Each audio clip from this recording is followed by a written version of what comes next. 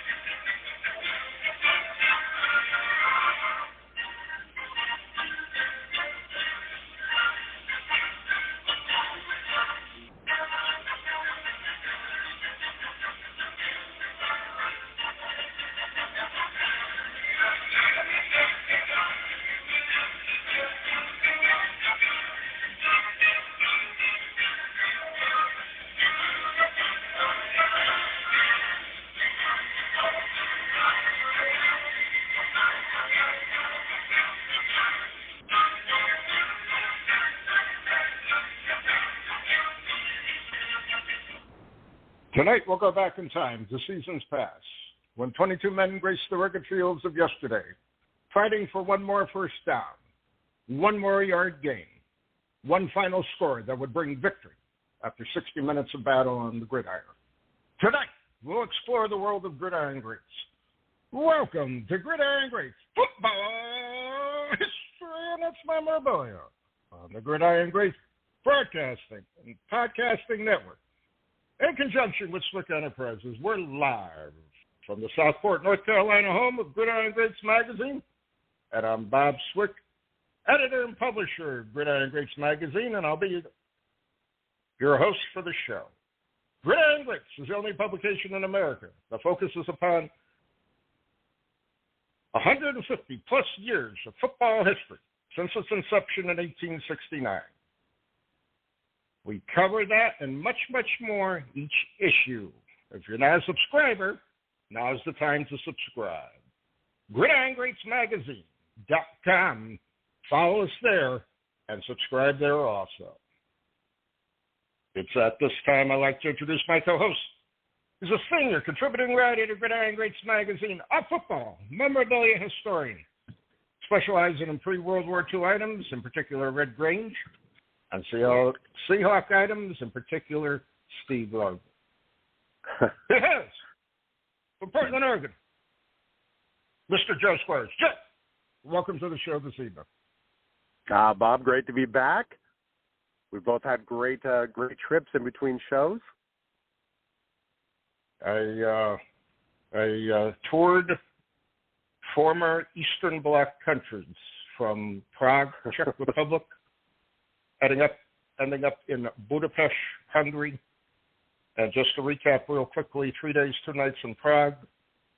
From Prague, we were driven to Regensburg, Germany, to Passau, Germany, to Dürstein, Austria, to Melk, Austria, to Vienna, Austria, Bratislava, Slovakia, and then ending up in Budapest, flying out of Budapest back to Paris, back to Raleigh, and home.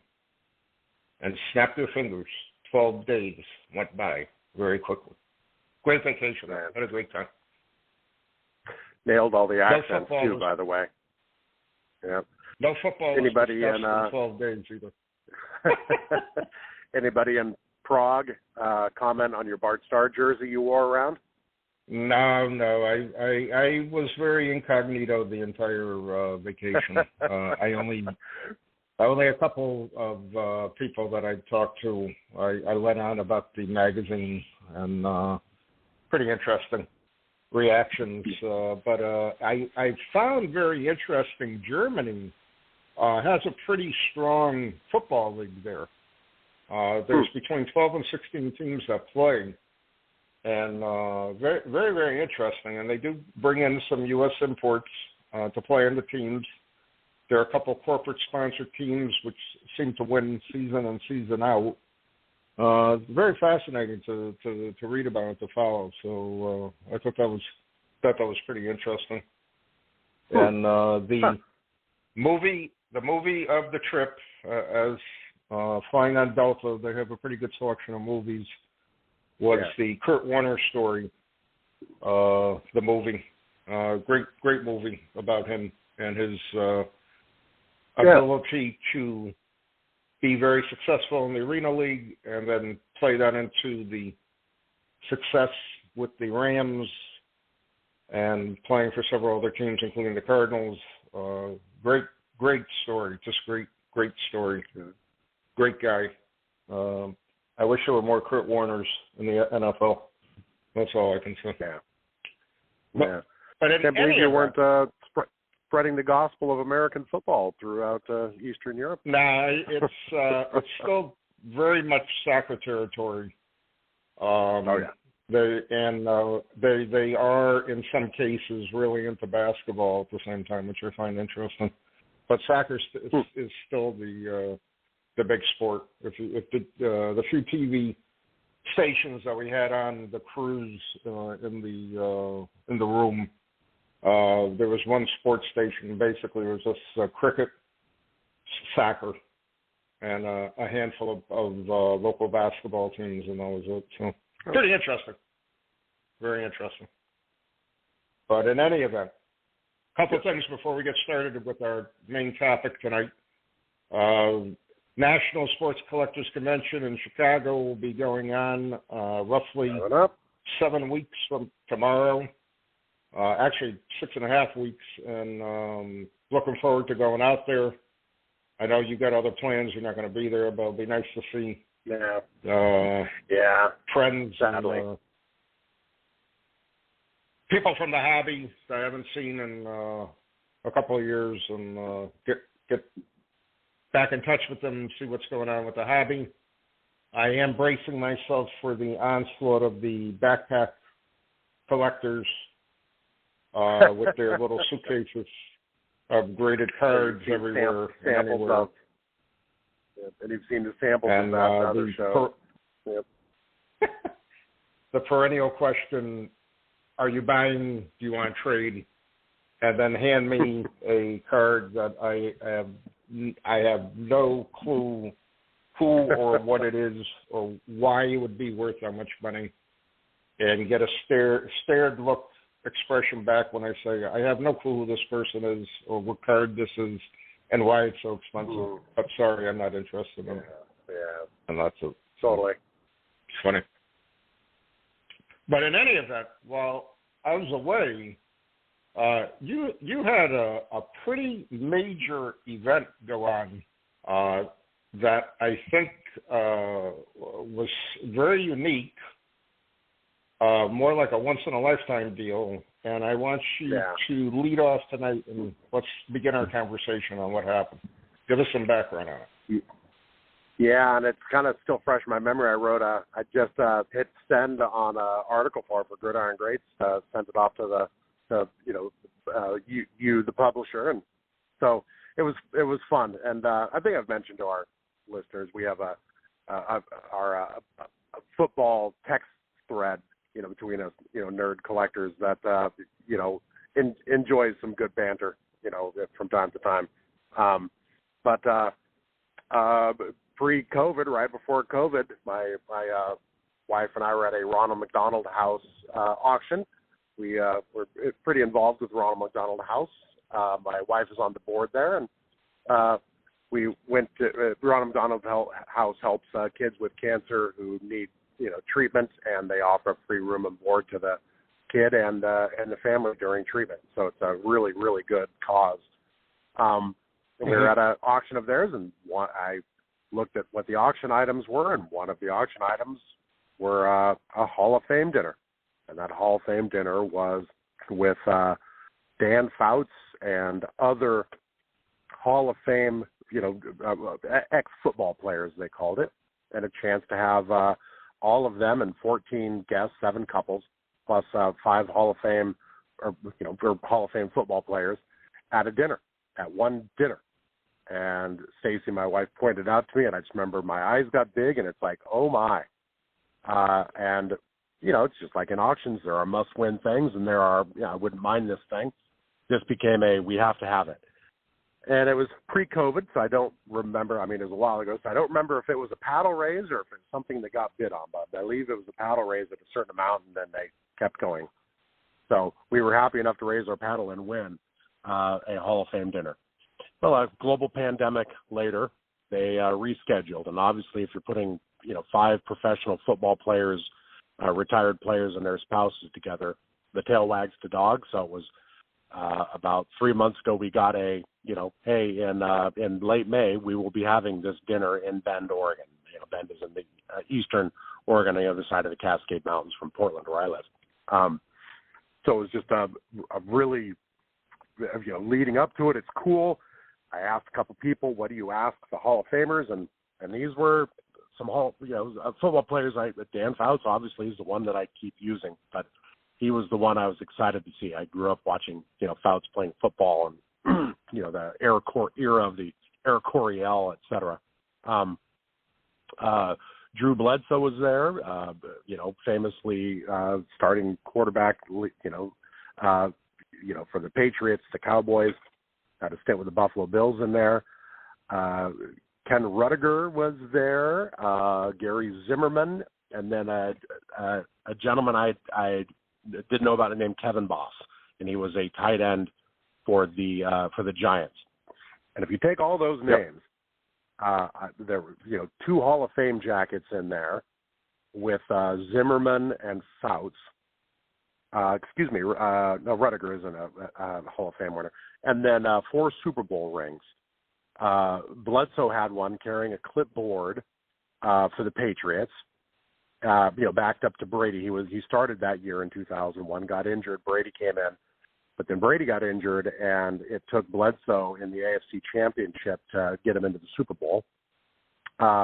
Zimmerman won one with the Broncos, and Boss won one with the Giants, and Zimmerman had a Hall of Fame jacket and a Super Bowl ring with the Broncos. So in that room were 4 Super Bowl rings and 2 Hall of Fame jackets. It was pretty cool. It was just, it was cool. My wife, Stacey, wasn't able to make it, so we ended up taking my son, Xander, and he spent quite a bit of the evening calling me a fanboy and making fun of me, because as I got around Dan Fouts, it was, wow. Hey, Dan, I'm a huge fan. I remember watching you as a kid, which is kind of a weird thing to say, but I'm sure he gets it a lot. I loved watching you throw to John Jefferson, JJ, and, Kellen Winslow and Charlie Joyner, Chuck Muncie. I just started rattling off names, and he's like, oh, my, okay.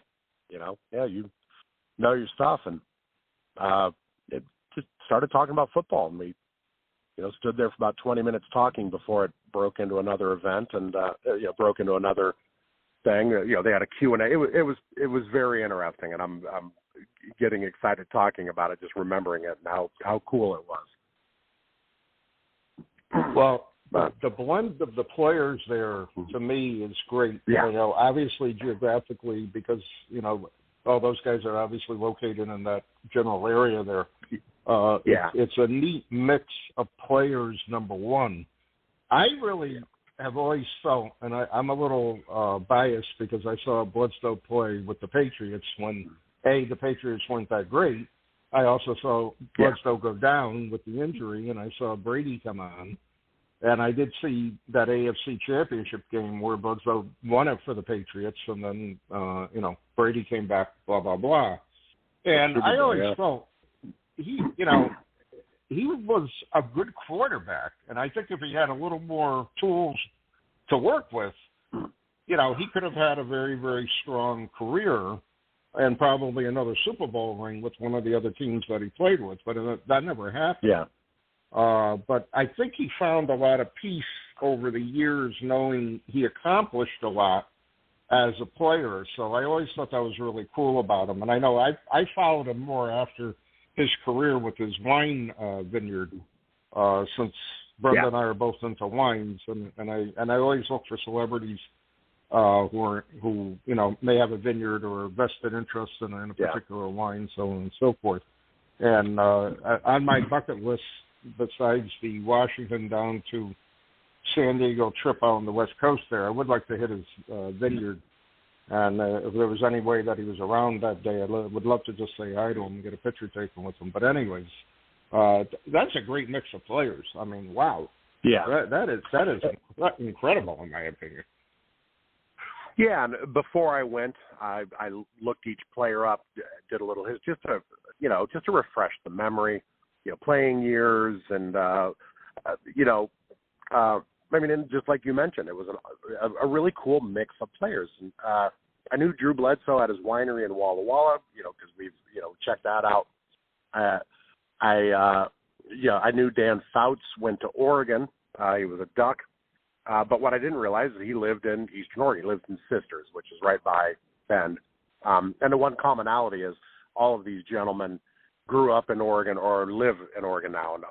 All of them live in Oregon. Drew Bledsoe lives in Bend. He grew up in Walla Walla, but and his winery's there, but he lives in Bend. Dan Fouts lives in Sisters, which is right by Bend. Rudiger now lives in Bend. He got his PhD in psychology, and he works at a college there as an instructor. It was just Kevin Boss, the tight end for the Patriots, went to Oregon State, in Corvallis in Southern Oregon, and now he owns a fitness. Of how they all knew each other and how that group came together. And it was also really cool to just start, going through players' histories again and going, oh my gosh, I forgot about that. I ended up down these rabbit holes where I'm watching a 40-minute ESPN documentary about the 81, Chargers losing in the AFC Championship to the Bengals, or excuse me, the 80. Right. How they deserved that ring, I'm like, oh my gosh, I remember that. I remember watching that game, but I forgot how talented they were and how stacked they were. And then the next year it got blown up with John Jefferson and Fred Dean leaving, and it was just cool. So I came locked and loaded with quite a few questions, and I wasn't sure what the format was. So I had group questions and I had individual questions, and then, as it turns out, they, there's a little bit of mingling before the dinner, so that's when I came up to Dan Fouts, and I'm a huge fan. And then, after about, 10 minutes of that, they went to this Q&A where we all stood around in this room, and the executive director of Ronald McDonald House in Bend did a Q&A where she would ask a question of the group, and then it'd go around. What do you enjoy about retirement? What was the first thing you did? Et cetera. And that was kind of cool. And then, after the Q&A, they opened it up for us. All right, any group in the room? There's this 2-second pause. I'm like, yep, I'm going for it. And I raised my hand. And the first group question I wanted was, who's that player? Yeah, I mean, you're all professionals. The NFL's professionals. I mean, who's that player? That that was amazing, even at the professional level. That player that you'd better know where they were on every single play. And, that was really impressive to you. I mean, and I threw out a name. I'm like, was it Bo Jackson? That Bo Jackson kind of player. Fouts, who was opposite me, went first. And he was like, that was Lawrence Taylor to me. He came in, 4 years after I came in the league, but Lawrence Taylor, he was ungodly fast. He was strong as hell. He could, grab you by the sleeve. He could throw you to the ground. Phone out. I was trying to take, notes for little things to remind me for the article later. And what he said was really impressive. He's like, every team has, is professional. Every team has good players, whether that's Howie Long, whatever. And he's like, but no matter what, you'd better know where number 56 was. He's like, every single play, you better know where 56 was. You better keep him in the line of sight. And he's like, that's what I liked about my back pedal drop. He's just like, I could keep an eye on him. But he's like, he hit me so hard. He goes, it hurt. I mean, he's like, he was ungodly fast. And that's in the days where, defense actually tackled the quarterback and, totally agitated the quarterback with what they, how they went on him type of thing. And it was a whole different game. And I could see how Fouts, really had his hands full every time he played against Taylor, because Taylor in the beginning part of his career, his first 2 years, he was incredible on the field. He really was. A disruptor. Wow. And then I mentioned him, like, in the, NFL stuff, the top 100 players, he was voted as number 2 player, behind Jerry Rice. I kind of brought that up. And then somebody else seconded that. And as it came around the horn, Drew Bledsoe mentioned, he's like, Reggie White was the greatest player I saw. He's like, Reggie was that Reggie. He's like, he hit me so hard my rookie year. He said, I saw stars. Which I thought was pretty funny. And he goes, my first year, my rookie, or he goes, when we went to the Super Bowl, he's like, but he was a nice guy.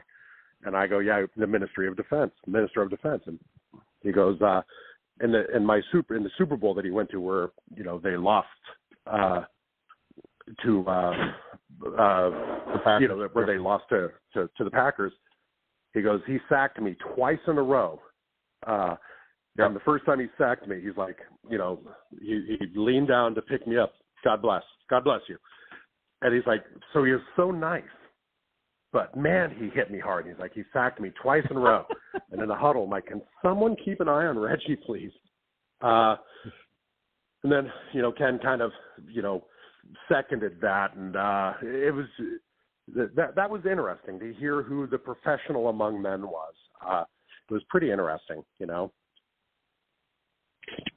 That's really amazing. And guys like that, again, because they played in a different era and they played in a different time, they appreciate their fans first and foremost, but more importantly, they do like the real reflection on their career, not just how'd you do this, why'd you sign your last contract for X amount of dollars, blah blah blah, why'd they cut you, blah blah blah. Well, none of that. These guys are all established players. They all were very, very good at what they did. They reached the Super Bowl several times. They have the rings, 2 Hall of Famers.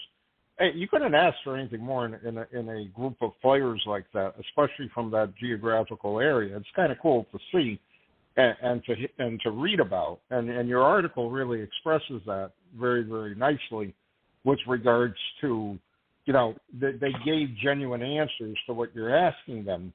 And it to me, it would make the whole evening even more meaningful because you had such sincerity on the part of the players there. You know what I'm saying? Which I'm sure you saw immediately there.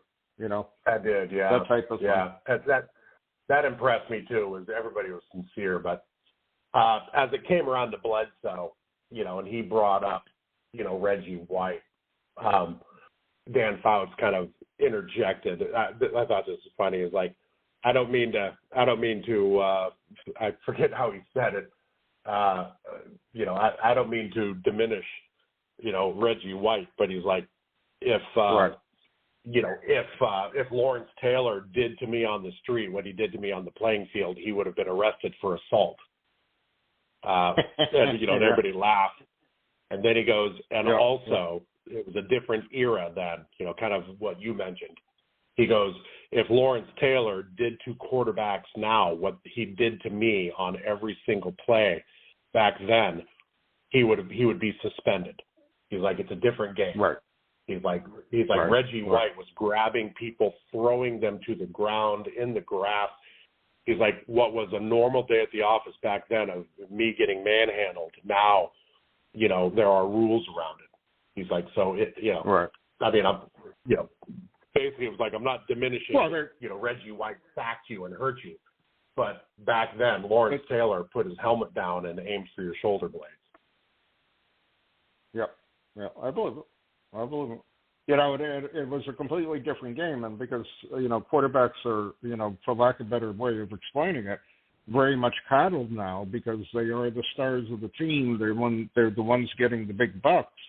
And I can guarantee you the insurance policies today on a lot of players is written very differently than it was in the early 80s or up through the 90s, where, they're probably not paying for certain injuries that they know that the other player can actually inflict upon them based upon their play, So you're right. A Lawrence Taylor today would never be able to play. He'd be suspended most of the time. Reggie White would have a lot more difficulty doing what he was best at. And, Reggie White really never disliked anybody. He just went out there and it was a job for him. He played his game. He wanted to win. He played as hard as he could. He was a very, very a man of a deep faith. And, it's the opposite of what you expect a player, who's juiced up on 12 cups of coffee before he goes out on the field and is ready to kill somebody. You know what I'm saying? So, it's a different game today, really different game. Yeah. It was interesting. When they made it around to Rutgers, he mentioned DeMarcus Ware. Which I thought, our fellow VFC, moderator Steve would appreciate. So, a DeMarcus Ware fan, and I'm like, okay, interesting. Yeah. And House even mentioned, he's like, I only had to play, Lawrence Taylor, every other year, if I was unlucky, but he's that guy who made a difference, because the AFC, NFC. And at some point, as I mentioned, Fouts had said every team has a good player, whether that's Howie Long or Jack Lambert. So after everybody's finished, Mike, hey Dan, you mentioned Howie Long. Who do you think was a better actor, Howie Long in Broken Arrow, or you and Waterboy? Which it goes back to that theme of football players in movies and movies or TVs. It was pretty interesting. And then after that, we were kind of moved over to our tables, and I was seated with Drew Bledsoe. Xander and I were seated with Drew Bledsoe. So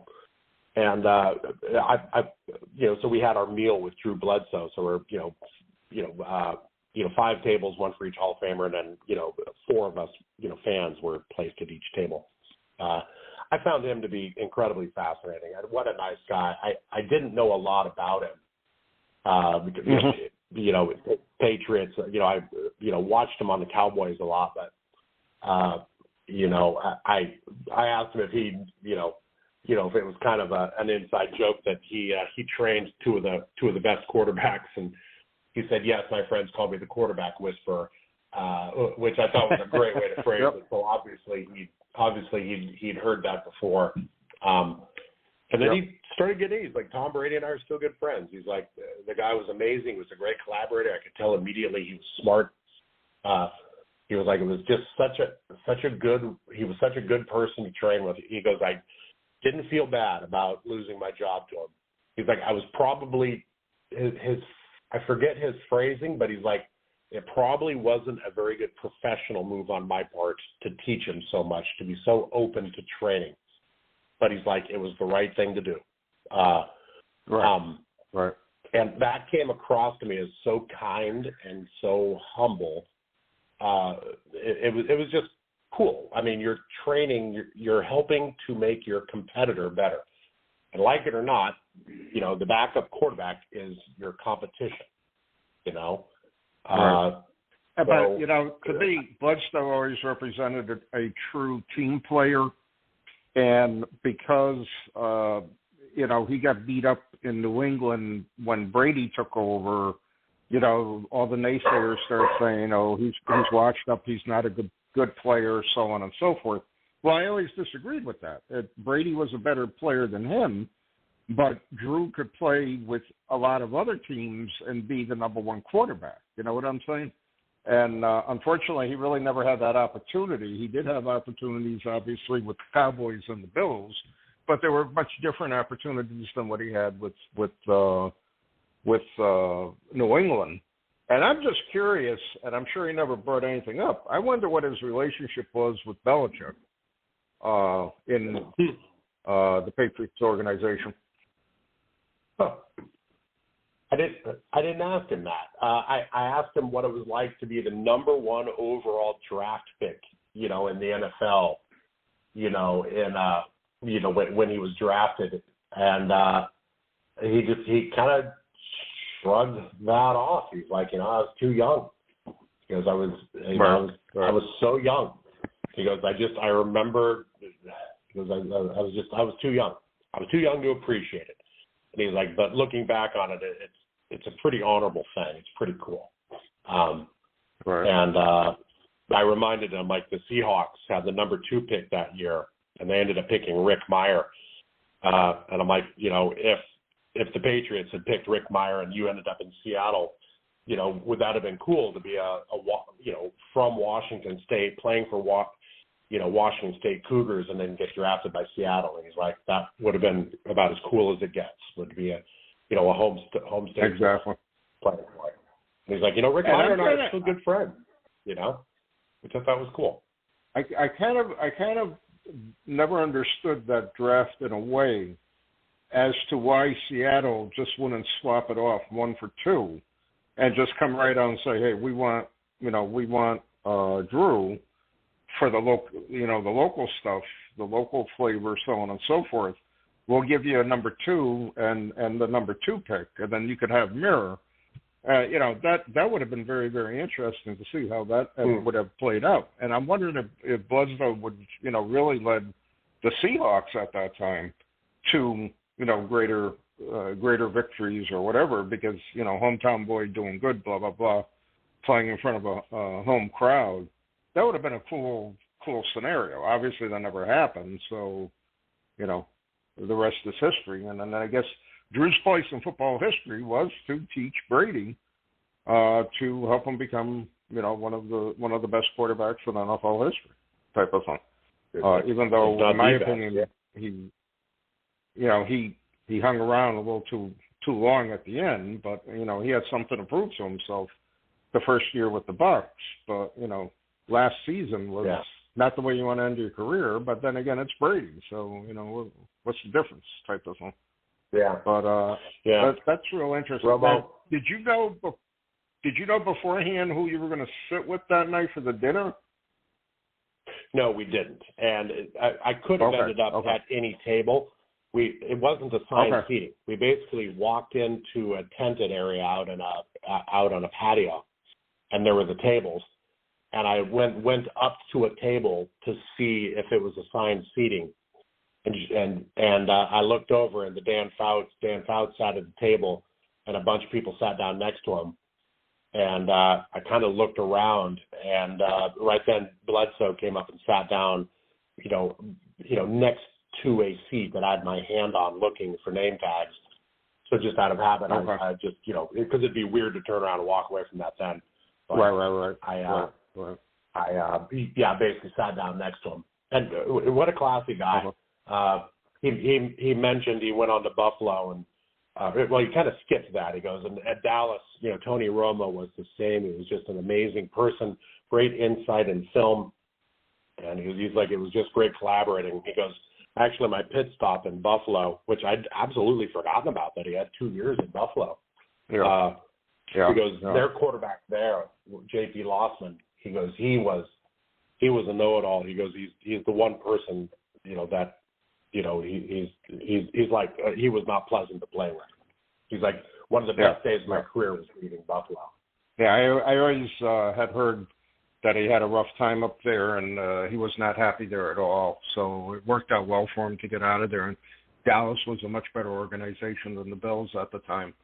And Romo was a much classier quarterback to work with and deal with at the same time.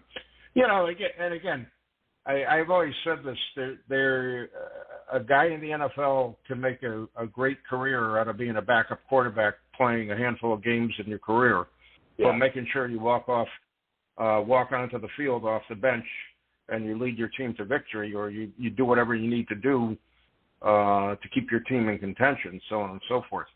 And again, I wouldn't mind, really creating a discussion question. Who do you really think is the best backup around, over the years, that, for each era? Who's the best backup quarterback type of thing? Interesting. Yeah. Good point. Yeah. To me, Drew was a good backup quarterback. I don't care what anybody says, and he was a good quarterback in the beginning. It was a good starting. And like I said, if he had more tools and had a better line, they would have gone much further. But then they did go into they did play in the Super Bowl, but it just didn't happen for him, type of thing. They ended up losing, and that was it. Switching gears to Zimmerman. Go ahead if you had. I was going to say what was also interesting when I was looking things up is how many of those players had crossover.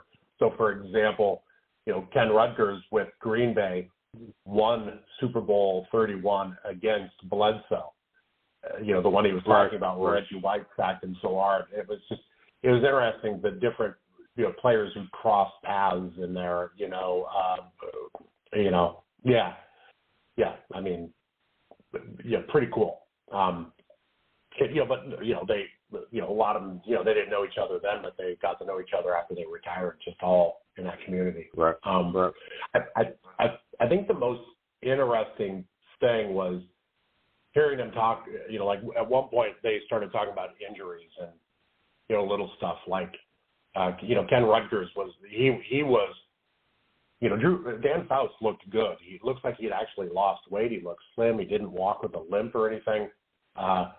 He'd skinned down. Ken Rutgers walked with a severe limp. Gary Zimmerman looked a little, beat up too. Bledsoe looked in good shape, and Kevin Boss looked in good shape. Even he only played for 5 years, but of them all, Ken Rutgers and was in the worst shape, and Zimmerman was a couple steps behind him, and they were both offensive tackles, which I thought was interesting. It made me start to wonder if being on the O line was actually harder than I always thought. Gary Zimmerman. Well, was fascinating. To me, you got to remember on an offensive line, you're point of contact every play. Unless unless the play breaks open immediately, and then you're just jogging down the field type of thing. But your point of contact, that's a lot of abuse on your body for a lot of games, especially if you play for quite a few years. You know what I mean? I mean, today in the NFL, we know how many guys turn over every year. I mean, it's incredible. But it's tough to play. 15, 20 seasons. It's really unheard of for both defensive line and offensive line players. Oh yeah, totally. So that's a big difference. Getting back to making a point about Zimmerman. Did Zimmerman say anything about going from Minnesota to Denver? Did he mention anything? A change in his outlook going to Denver, knowing that he had a chance to play in the, at a better level, so on and so forth? He did, yeah. I mean, that was probably my reality check of the night was, Eric Stang is a member of VFC, and he's a huge Minnesota fan. So I went up to Zimmerman. Right, I'm like, right. I've got some friends who are huge Minnesota fans and, huge fans of yours. And that was the first bit of negativity of the night. And even, when Zimmerman started talking about the Vikings, and even though it was negative, he still said it in a good light. I mean, as weird as that is, he's like, Minnesota was a tough place to play. He's like, the owners, he goes, I never met the owners, which, he goes, I was drafted. He goes, I was drafted in the USFL, obviously. He goes, I met my owners there, and he goes, I went to Minnesota, and, it was kind of owned by a couple people. He goes, I never saw him. It was all through the GM, but he's like, to them, the team was a moneymaker. He goes, they didn't care about the people. They didn't care about it. He goes, there were timers on the lights. So he's like, if you got there early, you had to sit in darkness or by the night lights. And he's like, there were timers on the showers. You could only take 2-minute showers. Save money on hot water. He's like, we needed a new field, a new turf for the practice field once, and we were all, asking for it. And the comment from the owners was, it's cheaper to get new players than it is to replace the field. And he's like, those kind of kind of attitude really trickles down to the players where there's not a lot of effort. He's like, so the best day of my career was getting traded to Denver. He's like, he goes, I felt bad for the people I left behind in Minnesota. He's like, they've never won a Super Bowl, and they haven't been successful in the playoffs, since the 70s. And he's like, it's hard not to believe it's because of the culture there and just the indifference they have towards the players. He's like, at Denver, I met the owner. The owner invited me out to lunch my first day. We're happy to see you. John Elway was a leader. He's like, and we immediately were playoff contenders, and I won a ring there. And he's like, but just the culture difference between the teams. He's like, and I'm like, I think you're in the Ring of Honor at Minnesota. He's like, I don't think I am, but if they made me in the Ring of Honor, because I probably wouldn't show up. It was interesting because I kind of always considered it to be a privilege to work, to play for an NFL team, and I never really. I guess I assumed all owners would be appreciative of their players. Maybe things have changed in 20 years, but yeah, it was interesting. And the one thing, I know I'm biased toward the Packers, being a shareholder, being a fan of the Packers all my life. But they're, the owners are the fans, basically the couple 100,000 people that actually own shares of stock, people like myself, who are willing to donate to, an NFL team to keep them going, blah, blah, blah. And I know a lot of guys who played for the Packers who come right out and say it was one of the nicest places we ever played in, not so much during the 70s and 80s, even though Bart Starr was quarterback for a while, coach for a while, but because of the board of directors had a lot of issues, it did trickle down with the, what I call the dark ages of the Packers there, when they really did nothing until Mike Holmgren came on and started to really boom around the team and changes in the front office, so on and so forth. But, no, not every NFL team is nirvana there, at all. Jerry Jones was an active owner, but he's also he's with the guys. He talks to them. You know what I'm saying? Broncos is a good example. I know the new Vikings owner now is much more proactive and trying to make amends with what had happened over the years. You look at a team like the Detroit Lions, who've never done anything for how many years, since the 50s. I don't know what their owners are thinking. I don't know what they're doing. They can't win. You know what I mean? They had one of the greatest running backs around, but what happened? Not much. Yep. Sanders never won the big game for him, type of thing. Yeah. So it's interesting.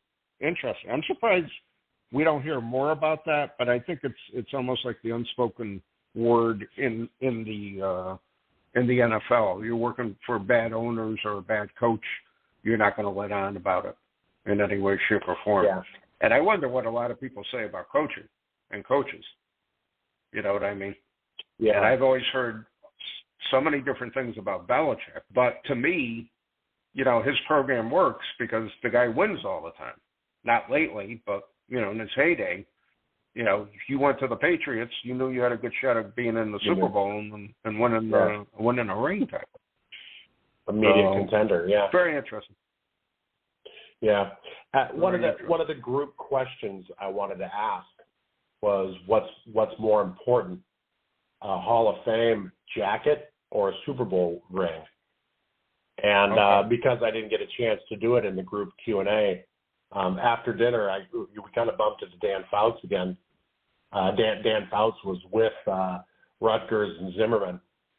And so I asked Fouts that. And he's like, well, you know, I never, you know, got a Super Bowl ring. And he's like, we came, you know, I never went to Super Bowl. We came close, but we couldn't get it done.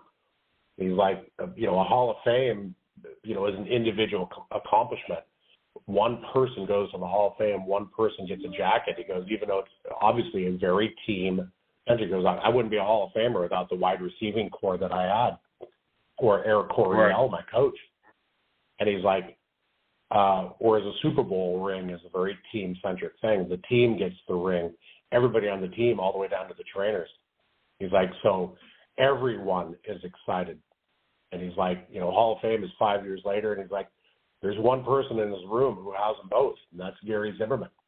And, you know, and I knew that from researching prior, but it was kind of cool. And Zimmerman was out of ear range. He was about 10 feet away from us. And it was kind of cool for, you know, for even Fouts to acknowledge that, you know, and I don't know if most people realize I'm a big guy. I'm 6'5", you know, 285. And I asked for a photo with, you know, with Gary Zimmerman and Ken Rutgers. And so I stood between them. Both of those guys are bigger than me. Ken Rutgers is probably 6'7". Zimmerman's probably 6'6", you know. And I stood between them. And I'm one of those people usually, you know, puts my arms over someone's shoulders. But they were taller than me, so I couldn't do it. And I didn't know what to do with my hands. And as they were, you know, as my son was getting ready to take the picture, I'm kind of trying to figure out what to do with my arms, so I just kind of rested them across my stomach. And then I laughed. I saw that. I told him, like, I just kind of laughed. I'm like, guys, I'm sorry, I'm not used to, you know, not knowing what to do with my hands, you know, my arms during a picture like this. But you guys are big boys. Which, you know, yeah, made him laugh. It was, yeah. It was such a cool evening, and I don't fanboy out very much. Xander called me a fanboy after watching me, you know, glom onto Dan Fouts across the room, which was kind of funny. But it was such a cool evening, and it was so cool to be around some of the players that you knew about, and it was also really, really cool for me to beef up on a lot of history of some of these players. Like I knew who Ken Rutgers was. I knew he was in the Hall of Fame. Excuse me, in the you know, I knew he won a Super Bowl, but I didn't know. Hall of Fame. I didn't. Packer Hall of Fame. I knew, you know, won a Super Bowl ring. I didn't know a lot about it, and I spent probably he was the one who was most fascinating to me. I spent a lot of time kind of diving in and you know, looking at his history. So same with Zimmerman. And it was cool to refresh my memory on Fouts, you know, a childhood hero. It was really cool to learn more about Rutgers and Zimmerman. And it was really cool to sit down and have a conversation with Bledsoe. Like, I put this in the article, but I asked him what his first day of retirement was like. I mean, you spend, you know, you spend, you know, 13 years showing up to training camp, plus 4 years of college, or 3 years of college, plus, plus whatever high school. You spent half of your life showing up to training camp, and then one day, you know, when you would normally be showing up to training camp, you just don't. And I said, what was that like, and what did you do? And he's like, I haven't been asked that in a long time. And he's like, he goes, we have a house in Montana, and he goes, we were staying there, and for a week while training camp started. He goes, told my wife I was going fishing, but he's like, I actually just went in the boat and I rowed out to the middle of the lake, and he goes, I cried. He's like, because I knew that was the end of it. He goes, I knew that was it. And that's, and he goes, again, we've always said this, it's a tough game to walk away from, because, there's something really rejuvenating to walk out in front of a crowd of 70,000 screaming fans on Thursday night or a Sunday or a Monday night, and just listen to it, take it all in, take the spectacle of the entire game process. The game day process, the game itself is almost insignificant, because the whole process getting there and then how you play is just one long segment of a day that you really never recover from for quite a while after you retire. And I've heard that from a lot of former players. It's rough to retire. Well, yeah, I get it. I can see why. And it's not like in the old days where they always had a second job, and they knew when they retired they were just going to go to the second job full time and just continue to live their lives, and that's it. So players today being just playing football and not doing anything else with their lives have in my opinion, a much more difficult time transitioning back into regular work or regular society or whatever the case might be. Yeah, it was a very human moment, for the people that we watch on TV for years. It definitely put a human touch to him, where he's like, yeah, and I just cried, and it was just, I thought that was really cool and very honest of him to say. Yeah. All in all, and I think those five guys were down to earth players. They were not, glamour players. They went out, they did their job. They didn't mouth off. They weren't in face of the media all the time, blah, blah, blah, mouthing off. They were just normal guys playing football. And I think it worked to a certain degree for Bledsoe in New England. Because again, I watched the guy literally his entire career in New England. And I still remember the game. He got injured and Brady came on. I could remember that like yesterday. And he was a very calm, down to earth guy. He wasn't a media darling in any way, shape, or form. He was asked a question, he gave an answer. That was it. You know what I mean? Totally. Yeah. So a different time, to say the least. But, yeah, and you know what? What was really nice about the event too is the dinner kicked ass. I mean, they had these scallops, and then it came with a steak with Béarnaise sauce, and the dessert, which was this chocolate creme brulee, was amazing. I'd never had it. It came out, it was dark, and I'm like, I love creme brulee, but I was like, oh, this is kind of interesting. Amazing. The food was amazing. Yeah, so just a nice touch. So my next goal is to find out where Dan Fouts lives and sisters, and to stalk him.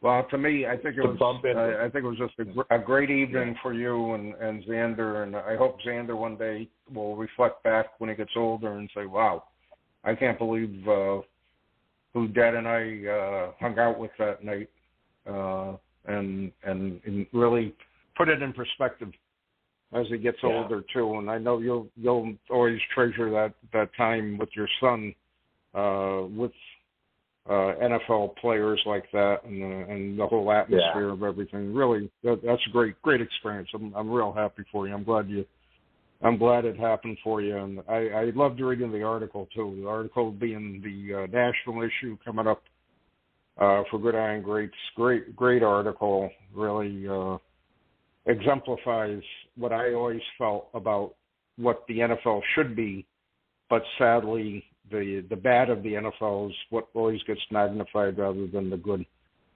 And, it's just the way it is. And that's it.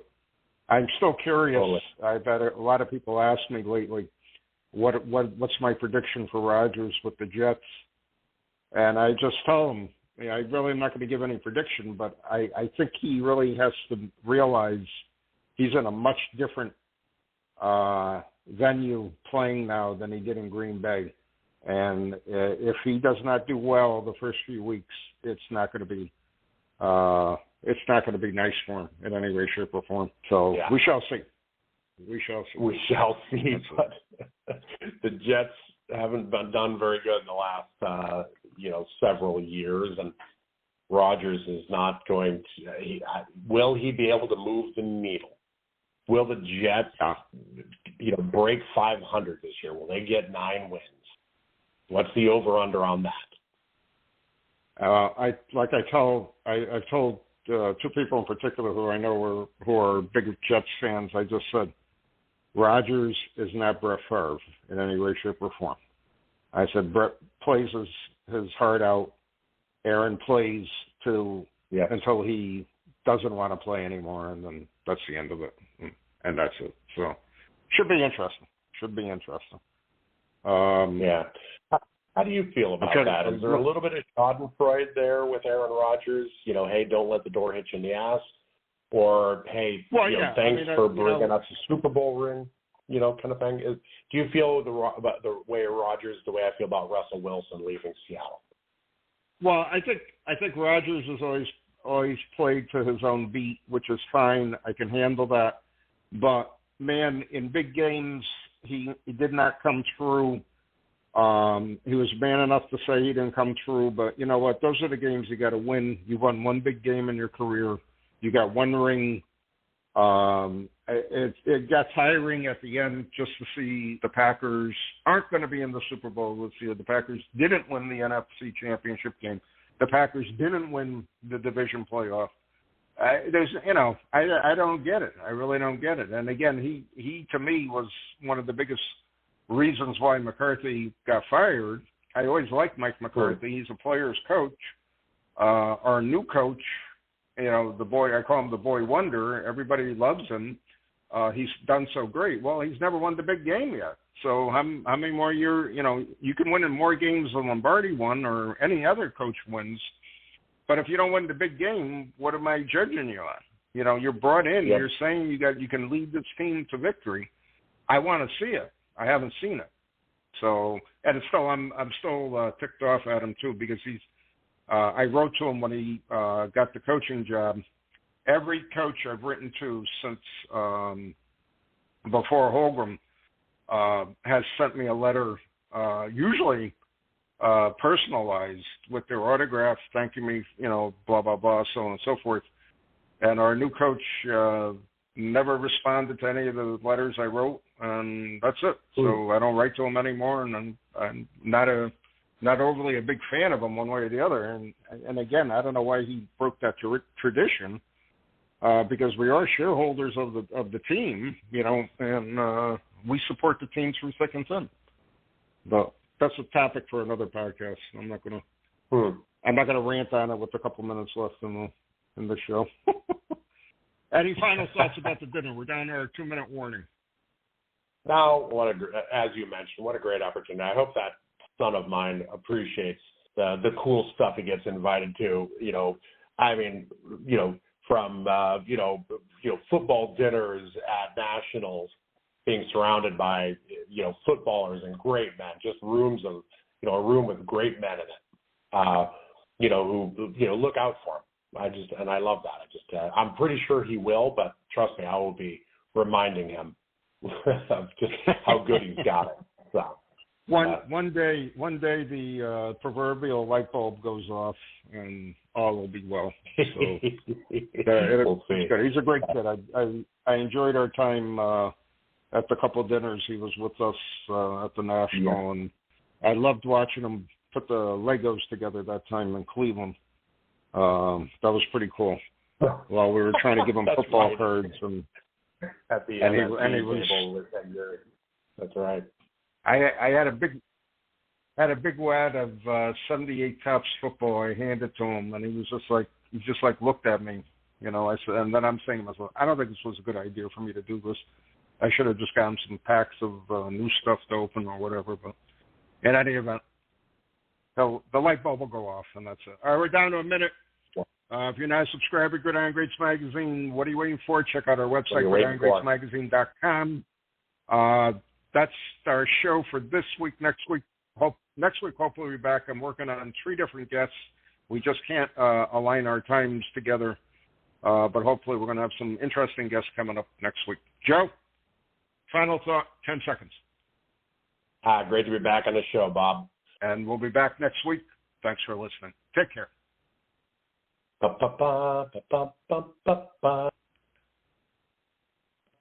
Hey there, sports history fan. This is Arnie Chapman, a.k.a. the Football History Dude, and I wanted to thank you for stopping by to listen to another episode here on the Sports History Network. Our podcasters are passionate about uncovering and sharing sports stories from yesteryear. And if you didn't know it already, we have over 30 shows across the network covering all sorts of sports history topics. In fact, here's a glimpse into one of our awesome podcasts here on the network. Each week, the official Football Learning Academy podcast will take you deep into the history of pro football through interviews with players, coaches, or administrators in the NFL, as well as interviews with Pro Football Hall of Fame selectors, authors, and historians. You'll learn how the game evolved and important moments that shaped the sport into what it is today. And don't miss the Pro Football History Nugget of the Week. Listen to the official Football Learning Academy podcast on the Sports History Network. How about that? I bet you're super hyped to go listen to that new podcast, right?